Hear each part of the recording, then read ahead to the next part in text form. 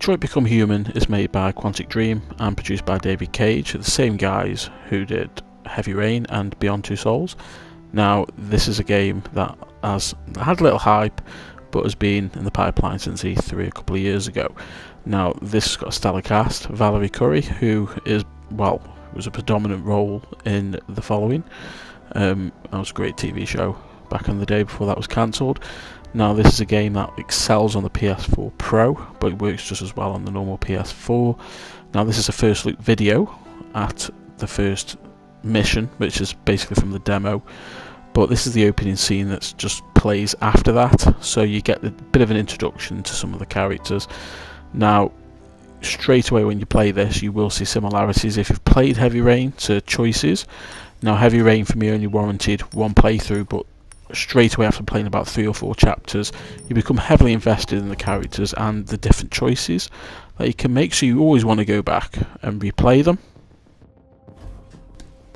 When you come out to the left here, it's the same as the demo. You get to have different choices. Same here, you get to potentially save a fish. You can leave it, it makes no difference, but for chapter completion, you will have to replay it, and that's really good for replay value.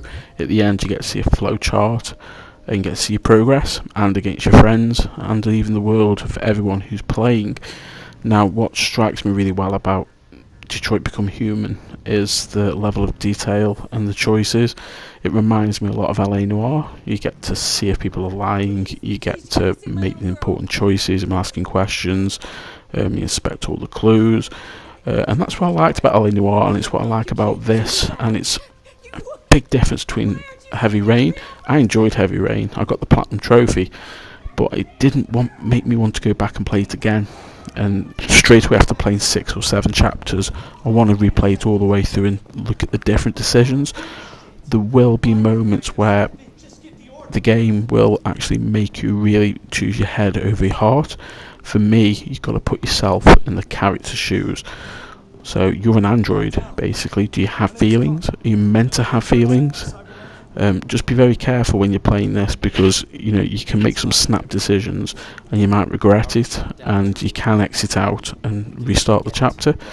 But it's worthwhile just seeing that and the big difference it makes in the game. Do you know its name? I haven't got a clue. Does it matter? I need information to determine the best approach. Do you know if it's been behaving strangely before this? Listen. Saving that kid is all. Now, the voice acting straight away in the game, Connor, he's well-trained professional. He's trained at what he does in this. You go through and you search the clues. He's very monotonic, like an android. He doesn't show much emotion, whereas the other androids you do play as do show that emotion, and you get to see that quite early on. Now, with Connor, maybe there's some changes later on, but I think the level of acting that Connor portrays is good for the character of the android.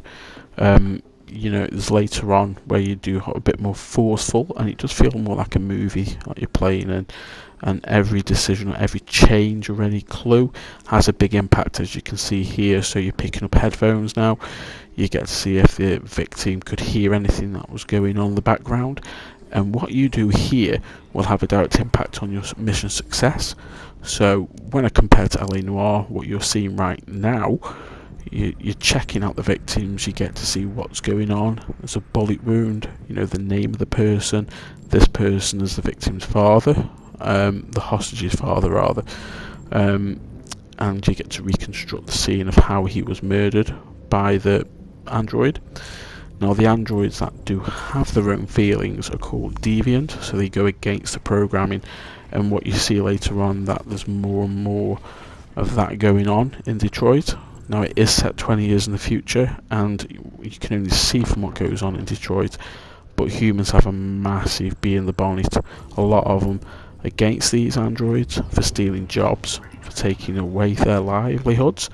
So you have big decisions to make on what you want to do, and I applaud Quantic Dream for making some of these changes and to approach the game in this way. Now, a lot of reviews, a lot of people are negative about the game due to some of the plot holes and due to some of the things not making sense. Don't come any closer or I'll but for the level of storytelling, I can't moan. But what you're going to see for the rest of the video now is how I played it. Now, I did save the girl with different options, but it's worthwhile playing, and stay tuned for some live Let's Plays from me, and I hope you enjoy the video. I know a lot of things about you. I've come to get you out of this.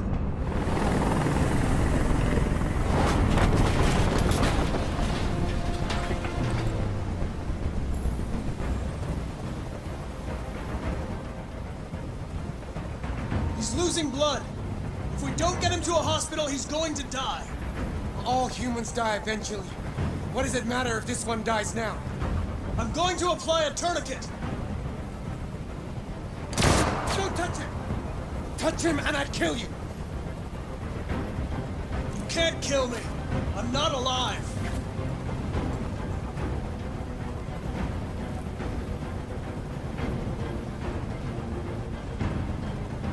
Are you armed?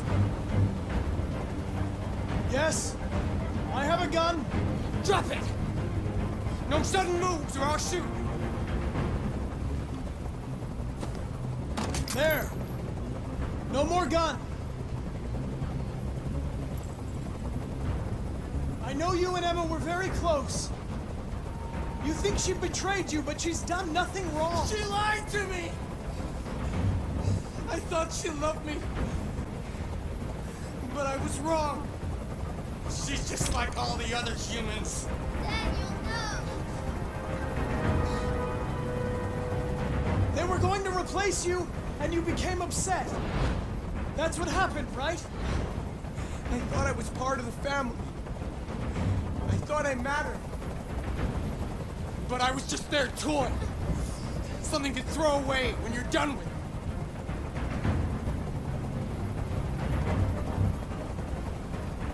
Listen.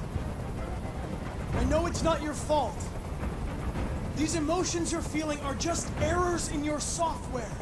No, it's not my fault. I never wanted this. I love them, you know? But I was nothing to them. Just a slave to be ordered around.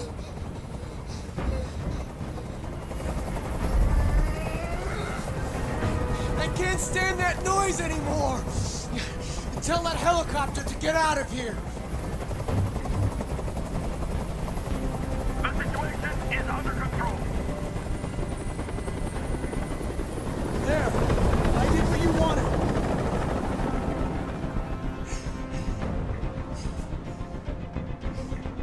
You have to trust me, Daniel. Let the hostage go, and I promise you, everything will be fine. I want everyone to leave! And I want a car. When I'm outside the city, I'll let her go. That's impossible, Daniel. Let the girl go, and I promise you won't be hurt. I don't want to die. You're not going to die. We're just going to talk. Nothing will happen to you. You have my word. Okay. I trust you.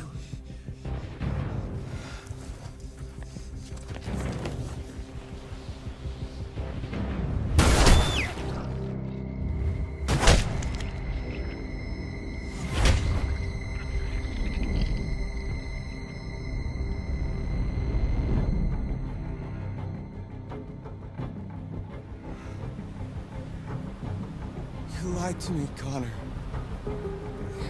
You lied to me.